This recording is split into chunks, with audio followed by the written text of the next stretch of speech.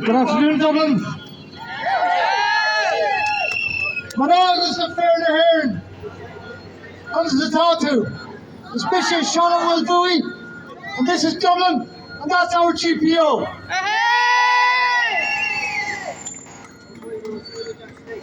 I'm not going to say anything else here, but there's one man that I want to kick this off, and that's Tom Moran. So please give your ears to Tom, gentleman from Mayo. Tom, can you take the mic?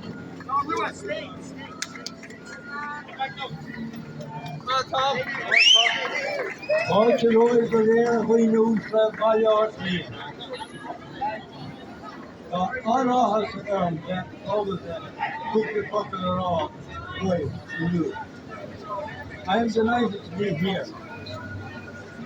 I am delighted to be here. And in this holy place. This place where gallant Dublin and mainly, and provincials as well, stood against an empire. They wanted change. They wanted liberty. And they fought and they surrendered their lives for it. And it's for us to honour them here, to say that their sacrifice was not in vain, that what they dreamt as for in a republic, we would realise. And one of the men particularly who I think is important initially was the leader, Pádraig Pearse. He said about the Gaelic League, the revival of the Irish culture. And he set about doing that as best he could while he lived.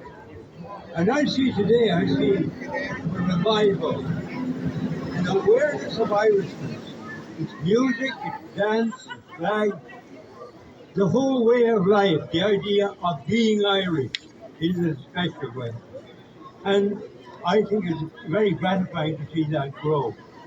But I think it'd be important for me, in the context of Pádraig Pearse, to read something that he wrote. He wrote this against the British Empire, but it might more properly apply today against the traitors of Leinster House. So I just read a few lines, but before I go further, I invoke the blessing of the Lord God Jesus Christ on this meeting and all the efforts and works that we do together. And we will work together.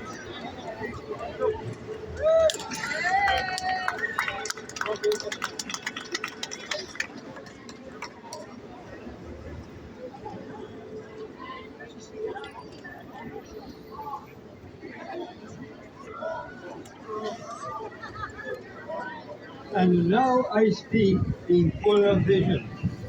I speak to my people, and I speak in my people's name, to the masters of my people. I say to my people that they are holy, that they are august, despite their chains, that they are greater than those that hold them, and stronger and purer, that they have but need of courage to call on their God, on the name of their God. God the unforgetting, the dear God who loves the people, for whom he died naked, suffering shame. And I say to my people's masters, beware. Beware of the thing that is coming. Beware of the risen people, for they shall take what ye would not give. Did ye think to conquer the people? Or that law is stronger than men's will to be free? And we will try it out with you. Ye that have harried and held, ye that have bullied and bribed, tyrants, hypocrites, liars.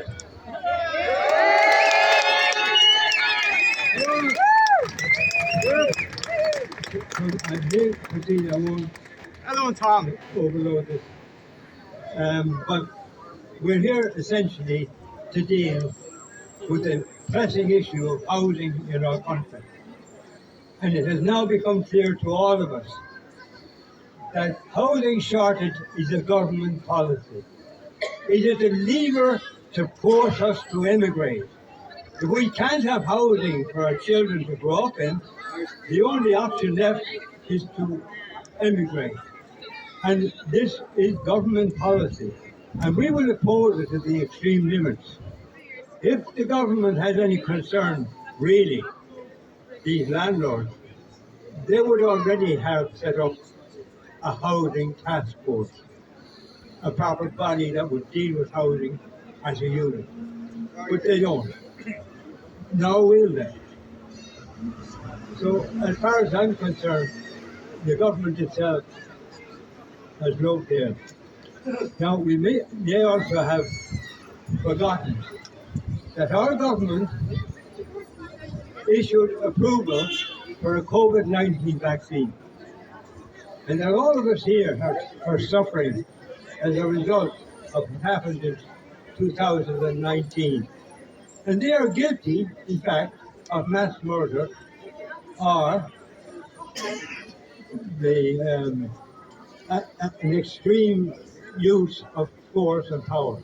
And RTE being central to that, they advocated this COVID-19. And I would say to you that this is one area that we, the people, need to shut down and make an accountable broadcasting system. Because they are the real danger as the mouthpiece to government. And we will never stop until we get those people out. Because those people are a danger to the population of this country. You could say, in fact, they're a terrorist government. I leave it on that for the moment anyway. But as I say, it is a great honour to be here. And we will honour our place in this very holy place. Thank you.